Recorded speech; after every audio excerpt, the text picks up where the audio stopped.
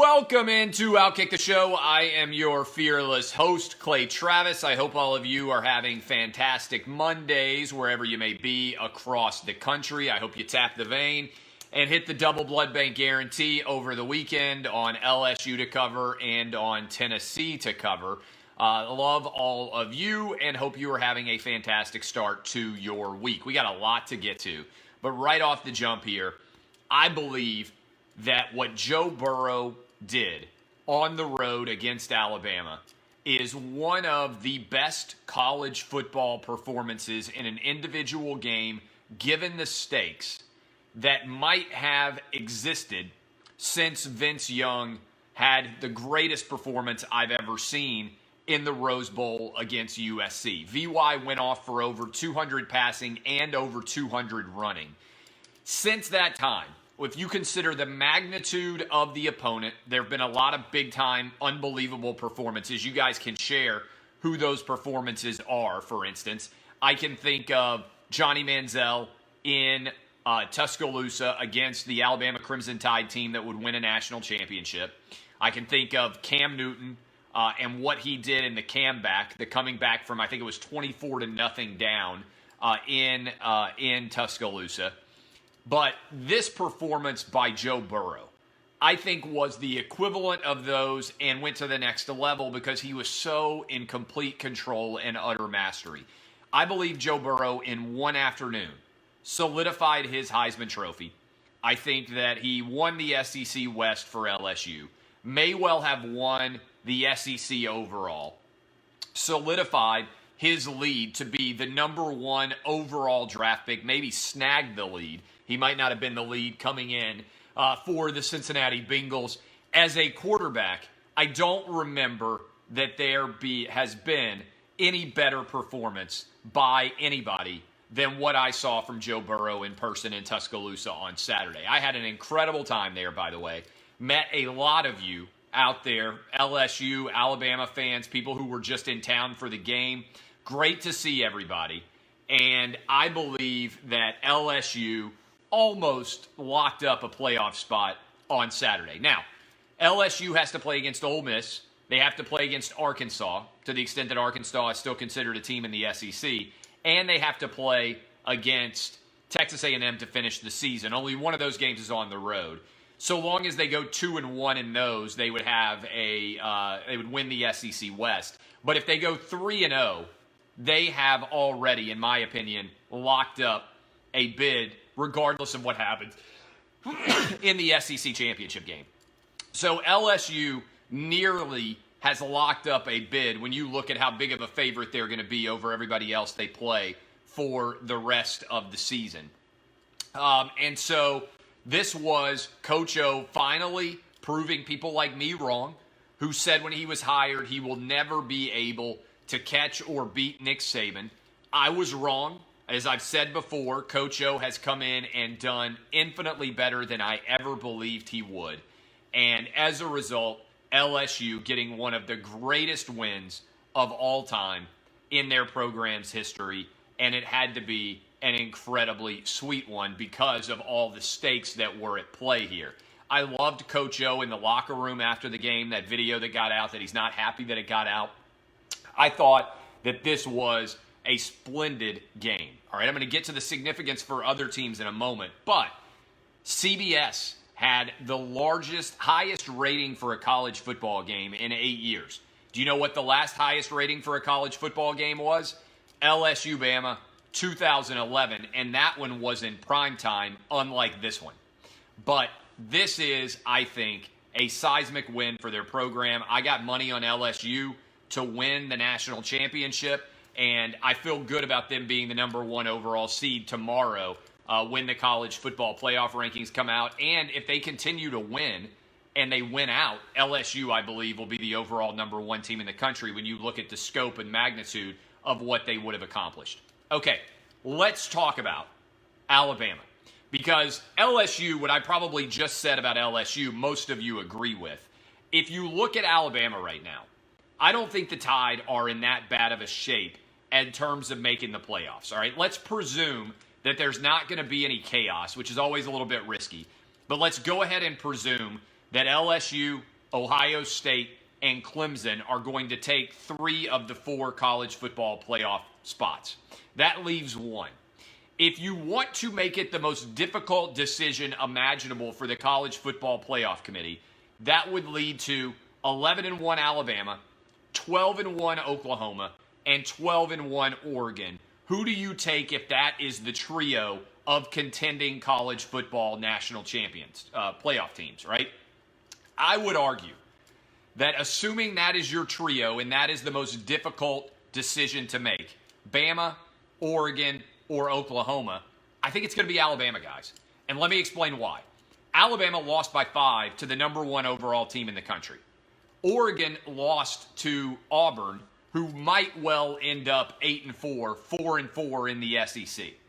Oklahoma lost to Kansas State, a very mediocre at best loss. If you look at the totality of the resume and also factor in who would be favored according to odds makers, Alabama would be favored over Oregon. They would be favored over Oklahoma. Now, some of you are going to say, what about Baylor? What about Utah? Those are not the best candidates that can come out of either conference. Oregon's got a better resume than Utah does, and Oklahoma, if they went 12-1, would have a better resume than Baylor unless Baylor goes 13-0. If Baylor goes 13-0, they're going to make it. So, this is not difficult. People get all triggered every year with this. I am better at analyzing the College Football Playoff Committee selection decisions than probably any member of the media in the country. I nail it every single year. I tell you what the difficult decisions are going to be. People argue. They aren't as smart as me. They aren't as good at discerning and determining different resumes. And then when the final results come out, I'm right. Again and again and again. Okay? So, this is the challenge. I'm not sure that Alabama's going to go 11-1. I don't know that Alabama is good enough to go on the road and beat Auburn. And interestingly enough, if you are Alabama, you need to be rooting for Auburn to upset Georgia this weekend and knock Georgia out of the national title race. Because if Georgia beats Auburn, it's likely Georgia will beat A&M, it's likely Georgia will beat Georgia Tech, and it's likely Georgia will beat... Who's the remaining team on their schedule? It's not very good. I can't even remember. Georgia is likely to win every game that they have remaining on their schedule. Sorry, they only have 3. Georgia Tech, Texas A&M, and Auburn. And then they go play in the SEC title game. If Georgia wins out and beats LSU, it won't matter what Alabama does because 12-1 SEC champ Georgia gets into the playoff and 12-1 SEC loser LSU gets into the playoff. So if you are an Alabama fan, you need to desperately be rooting right now for Auburn to upset Georgia 2.5 or 3 point line this weekend down in Jordan-Hare. That would also help Alabama's resume, not just because it knocks Georgia out of the national championship race, but also because Alabama then would get to play against a top 10 team in Auburn at the end of the year, and everybody out there saying, well, Alabama hasn't beaten anybody. Alabama would have a top 10 win over Auburn, the team that beat Oregon, to finish off their year. And I just don't understand how the College Football Playoff Committee is going to take Oregon, a team that couldn't beat Auburn, over Alabama, a team that did beat Auburn. Okay? That just doesn't seem I don't think that's going to happen. Oklahoma is just not that good of a team. They were lucky they got away with pass interference against Iowa State in terms of being a national championship contending team. And I almost think you need to factor in that Oklahoma has never won a playoff game despite getting into the playoffs multiple times. They always lose. They lost to Georgia. They lost to Alabama. They lost to Clemson. Is that it? Or is that Oklahoma lost more than 3 games? Every time Oklahoma gets in the college football playoff, they lose. Alabama is better than Oklahoma. They are better than Oregon. That's the most difficult call. Now, it might be that we get a Big 12 champ with 2 losses. It might be that we get a Pac-12 champ with 2 losses, and Alabama is going to be the only team standing, so it doesn't matter. It doesn't matter in the end. But I'm just trying to give you the most difficult trio in terms of decisions that would have to be made. And I think that's the way it would shake out. I think Alabama would get the final bid in that scenario that I just laid out. Here is my top 10. Here is my top 10 in the nation. LSU, number 1. Okay? LSU is the best team in the country, best resume beyond a shadow of a doubt. All right? Ohio State is number 2 overall. Right now in the country, second best resume. I don't think there's a lot of people arguing about this. I've actually got Clemson at 3. Sorry, Alabama at 3, above Clemson at 4. Because I think Alabama has at least played a good team. And I was impressed by what they're able to do on the offensive side of the ball. I'm not sure Alabama's going to beat Auburn, as I said earlier.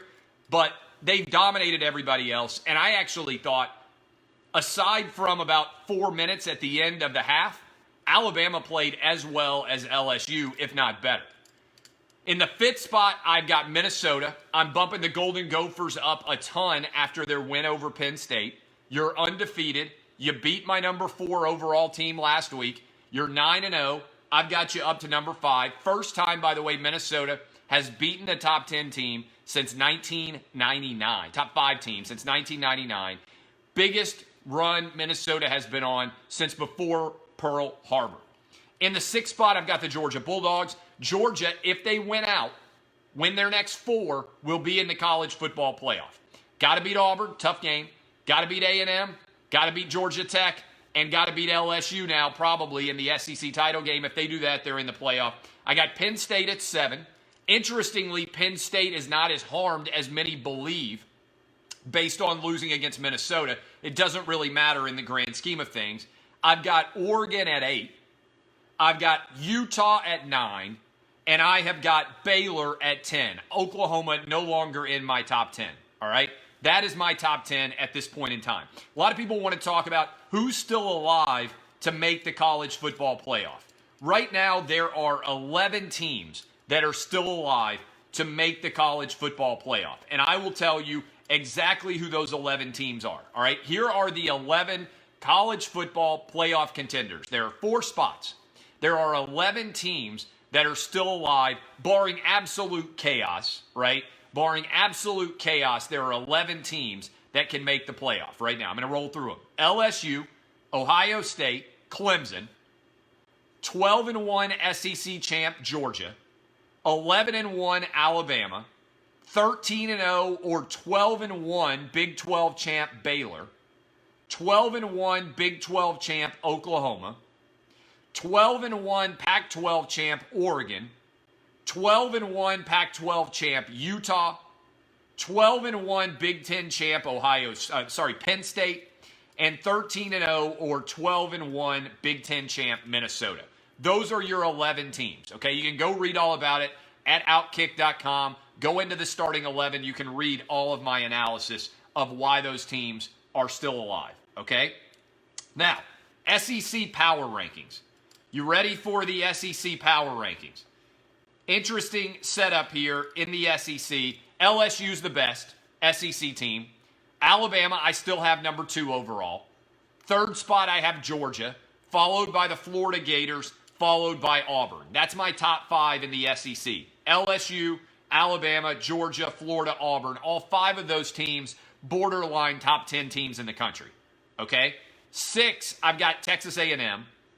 7, I've got Tennessee. We're going to talk about Tennessee in a minute. 8, I've got South Carolina. 9, Mississippi State. 10, Kentucky. 11, Missouri. 12, Ole Miss. 13, Vanderbilt. And in the 764th spot, I have the Arkansas Razorbacks, who just fired their head coach, Chad Morris. I gave you guys 4 options that I thought would make the most sense in terms of who could go to Arkansas and be their next coach.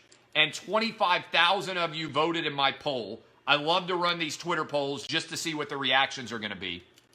I gave you 4 head coaches that I think Arkansas could hire. I actually feel sorry for Arkansas. And it's possible, by the way, that Chad Morris is the worst coach ever hired in the history of the SEC.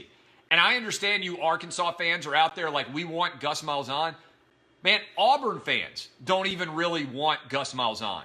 I think you guys are overrating Gus Malzahn in general. But these are the 4 people that I believe would make the most sense. Mike Leach, Mike Norvell, Hugh Freeze, Lane Kiffin, all right? 44% of you said you'd hire Mike Leach. I think he would be an incredible fit for Arkansas. I would go all in after Mike Leach. Not sure if you'd get him, but I'd go all in after Mike Leach if I were hiring for the Razorbacks. I think he'd be entertaining. I think he would be fun. I think he'd win 7 or 8 games a year, which, let's be honest, Arkansas, if you could win 7 or 8 games in a year, you need to crawl before you can walk, and maybe hope that, like he did at Texas Tech and like he's done at Washington State, every 4th or 5th year he can cycle up and give you an opportunity to actually compete for an SEC championship. That's the most you can hope for at Arkansas, especially as competitive as the SEC West is right now. So Mike Leach, I think, would be great. I think Lane Kiffin, not sure he'd take the job. Hugh Freeze would take the job, I believe. I think it's possible that he would do well. And Mike Norvell is just down the road in Memphis. All of these guys are at least worth contemplating in terms of who the next coach at Arkansas could be. I want a wild card. I would say Joe Brady, the guy who has remade the entirety of LSU's offense and turned them into juggernaut all of a sudden. I would be intrigued at the idea of him. I think he's a big risk, big swing, but maybe somebody like Vanderbilt could hire him if they're going to fire Derek Mason, given the fact that Vanderbilt basically just quit in football. All right, over the weekend, I talked with Deion Sanders. We talked about the idea of Deion to FSU on this show on Friday. I talked about it in my column, everything else. Deion told me as follows.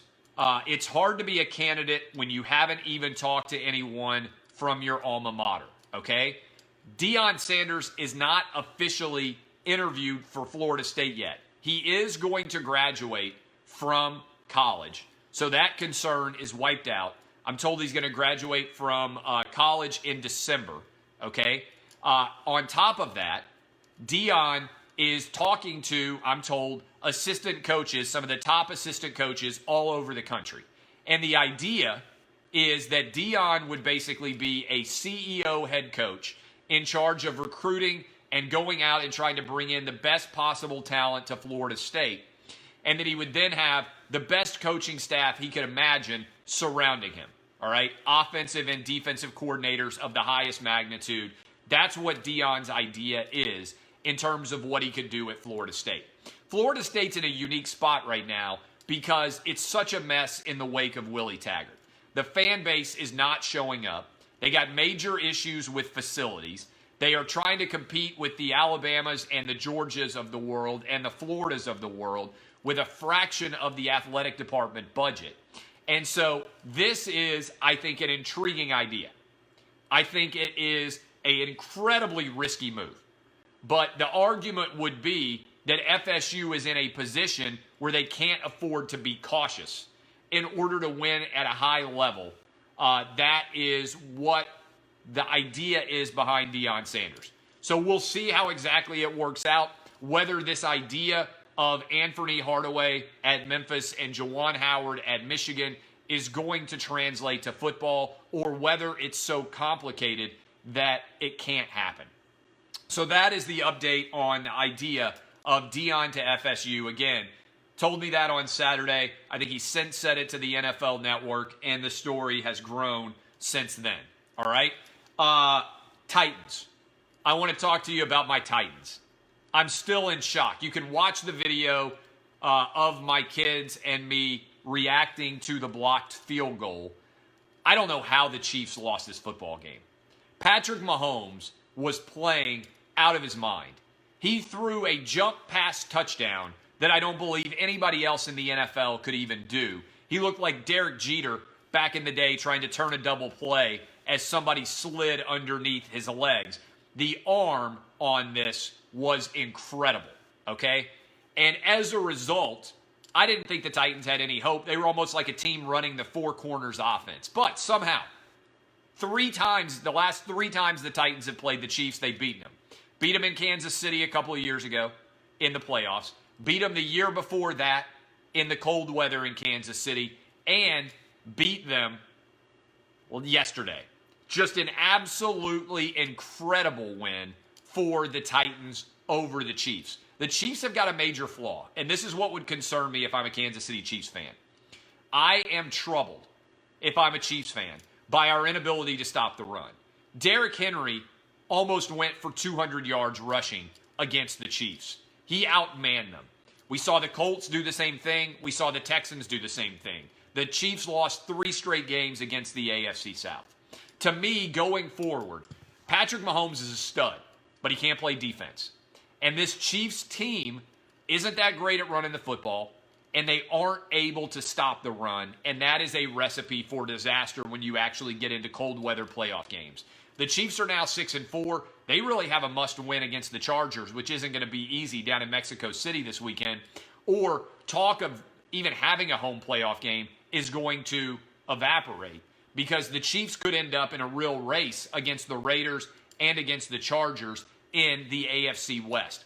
But this was an improbable win for the Titans. The guy who blocked the field goal was onside. But I thought where the Chiefs really fell apart was on the previous field goal attempt when the ball got snapped before they were ready, and they ended up getting an intentional grounding on the holder. And as a result, Titans got the ball back. Give Ryan Tannehill credit. He absolutely was surgical in that drive. He was a man running over Kansas City Chief defenders all throughout the second half, including on that two-point conversion. And this was a beatdown of epic proportions by the Titans when you look at the overall significance of this game. Patrick Mahomes comes back, goes for over 400 yards, and they still can't get the win. Pretty big win for the Titans. Ominous loss for the Kansas City Chiefs. Cowboys. Dak Prescott throws for almost 400 yards. You are down 4. You have the ball 28-24. Second down and 2. You run Ezekiel Elliott, who Mike Zimmer has basically said, we are not going to allow you to run Ezekiel Elliott. You run Ezekiel Elliott, he gets stopped. On third and 2, you run Ezekiel Elliott again, he loses 3 yards. And then on 4th and 5, you finally put the ball back in Dak Prescott's hands. And what do you try to do? You try to throw it to Ezekiel Elliott. Great defensive play by the Vikings. Cowboys are in trouble. I'm not sure, y'all, that the Cowboys make the playoffs. Sitting at 5-4, it's tough to be the wild card. And right now, I would give the Philadelphia Eagles the advantage if you look at their final 9 games, final 7 games, 6 games versus the Cowboys. I'm not sure that the Cowboys win. I would be furious at Jason Garrett, Kellen Moore, whoever took the ball out of Dak Prescott's hands last night. I got a great stat for you. How good was Dak throwing the ball? Listen to these stats. This is pretty amazing. Dak Prescott, 3rd and 14, 20-yard completion. 3rd and 12, 20-yard completion. 3rd and 12 again, 15-yard completion. 3rd and 8, 12-yard completion. 3rd and 7, a 22-yard completion. This, I'm telling y'all, is Dak making plays from the pocket, and you took the ball out of his hands. I just don't understand it at all. Don't understand it at all why you would take the ball out of Dak's hands in that situation. Now, I got to tell you guys, one more thing going back. Let me go through the NFL. Let me go through the NFL, things that stood out to me about each game. The Bears, Matthew Stafford doesn't play, and as a result, the Bears get the win. I'm still not a believer in Mitch Trubisky. The Bears are not good. They're not going to make the playoffs. The Ravens, all right? I know that everybody wants to act like Lamar Jackson is the greatest quarterback of all time. I'm still not a believer. Until you can do it all from the pocket, you got to be able to do it from there in order to win a championship. I do want to give props to Greg Roman. Greg Roman has built an offense that made Colin Kaepernick incredible until everybody caught up with what he was doing. And now he's built an offense that makes Lamar Jackson incredible until everybody figures out what Lamar Jackson is doing.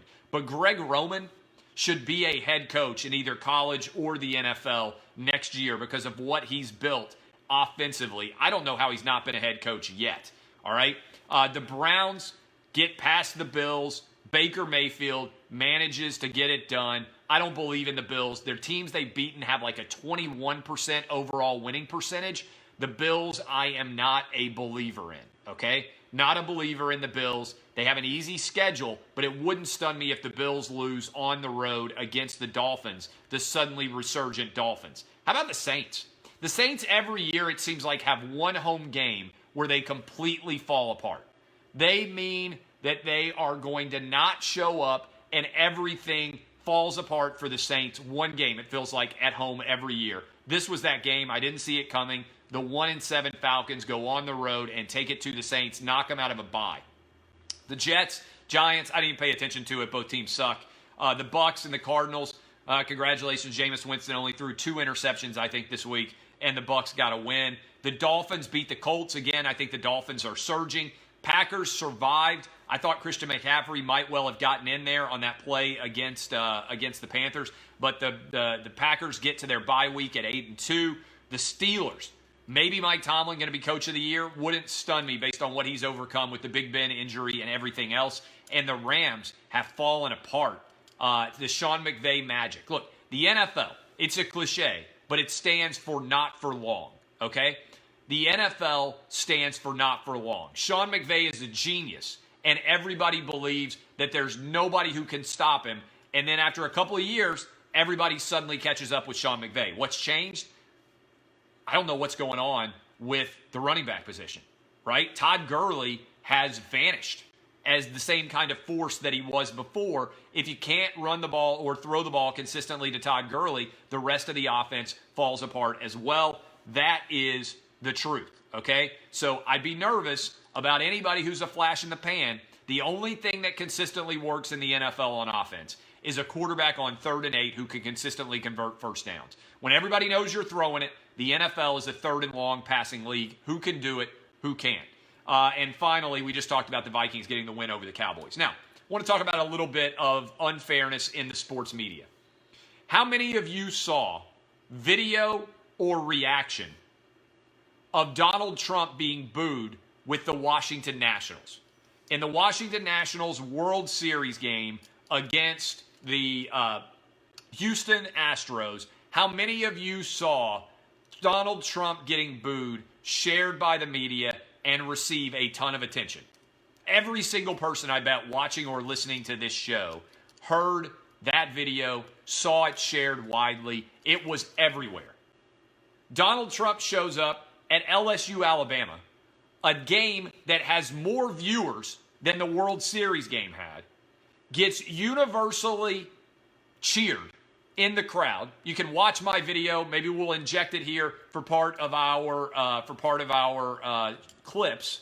You can watch my video. Trump was sitting right up behind me in one of the boxes there in Tuscaloosa.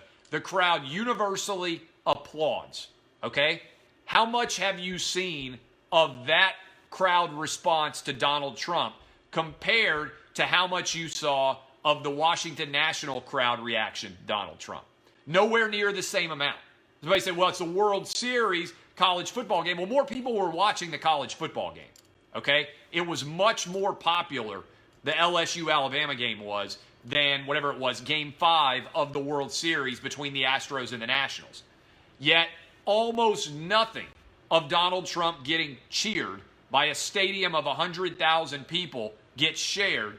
Donald Trump getting booed by a stadium of 40,000 people is national news, and it's everywhere. Explain to me how, if Donald Trump being booed, it's a story, but Donald Trump getting cheered, it's not a story, by any other explanation than bias. If it happens that Donald Trump is supported, the media ignores it. If it happens that Donald Trump is criticized or booed or reviled or denigrated in any way, the media is all over it. It's wild. I want you to think about it. Same thing happened in UFC. UFC, some people are booing, we're going to cover it, but a universal stadium cheering as happened at Alabama for Donald Trump, and it isn't news, and hardly it gets talked about at all. I make a living off my opinions. And what I do, which drives people crazy, is I try and just be as impartial and fair as I possibly can be. When I get something wrong, like with Coach O, I come out and I just say it. Last year, I was like, you know what? I got Coach O wrong. I didn't think he was going to be a successful coach. I was wrong. When I get something right down the middle, Like the Donald Trump getting cheered, President of the United States. I cheer for the President of the United States when I see him. Told my kid, hey, it's pretty awesome. You get to go to a big football game and you get to see the President of the United States. I thought that was pretty intriguing. Final statement. All right? Final statement. No, it's not. Stop. It's normal for the president to get cheered. It's news when the president is booed. I'm going to block this because it's such a stupid argument. No, that's not true. The president of the United States regularly gets booed. Okay? This has been the case in a 50-50 country for a long time. It is not news that half the country doesn't like the president of the United States. Half of the country didn't like Barack Obama. Half of the country didn't like George W. Bush. Half of the country didn't like Bill Clinton. We have to go all the way back to Ronald Reagan to a point when a large majority of the country loved the president regardless of party, right? And even before that, Jimmy Carter wasn't that popular. Richard Nixon wasn't that popular. Like, you even have to go back further than that to find somebody that was truly beloved. Lyndon Johnson wasn't that popular. It's common for presidents to get booed. All right? Do you not watch the presidential motorcade? There's always protesters booing all the time. I went to school in Washington, D.C. Trust me, Bill Clinton and George W. Bush were getting booed all the time. Okay? So that is a stupid argument. The truth of the matter is, it's biased. The media covers the news very often as they want the news to be reflected based on their own political opinions as opposed to just calling balls and strikes. That's the truth. Okay, final thought. How about Jeromy Pruitt? Everyone buried Jeromy Pruitt. All right? Everyone buried Jeromy Pruitt at Tennessee when the Vols started off 0-2 with losses to Georgia State and to BYU. When they were 1-4, everyone was ripping Jeromy Pruitt and the Tennessee Volunteer program to the high heavens. How about the fact that Jeromy Pruitt is 4-1 in his last 5? The only loss on the road against Alabama. Jeromy Pruitt has a chance to tie for the most wins in the SEC since 2007 for Tennessee. He can get to 5-3 if he beats Missouri and if he beats Vanderbilt. Vanderbilt's getting beat, all right? That's happening. Tennessee's going to be bowl eligible. The odds of Tennessee when they were sitting at 1-4, ever fighting their way back to 5-5, ever getting their way back to 6-6 were minuscule. And I haven't heard very many people in the media or very many fans nationwide acknowledging that all those cheap shots against Jeromy Pruitt were actually not valid at this point in time. Jeromy Pruitt, I've got Tennessee as the 7th best team in the SEC after Georgia State. Who would have ever believed that? Who would have believed that Tennessee could finish 5-3 in the SEC, which is the best record that Butch Jones ever posted, by the way? That would be a pretty incredible accomplishment for Jeromy Pruitt in year 2. All right, I love all of you. I appreciate you. I'm going to go do Lock It In. I'm your king for another week. Your boy won the crown. Great gambling weekend. I hope you hopped on and bought and bet all of the picks that I gave out on Lock It In. I went 10-3 on the Saturday, Sunday bets on Lock It In to win my 4th crown. I love all of you. Awesome time in Tuscaloosa. Appreciate everybody who came up and said hi. My son and I had an incredible time. All of you were incredibly nice. And I thank you for the reception, both Bama and LSU fans, all the Outkick people who came up and said hi. DBAP, unless you need to SBAP, I am Clay Travis. I am on the 49ers and the over in tonight's game between the Seahawks and the 49ers, but we're going to talk about it a lot on Lock It In. I appreciate all of you. Kisses. See y'all. Love you. Thank you. See y'all.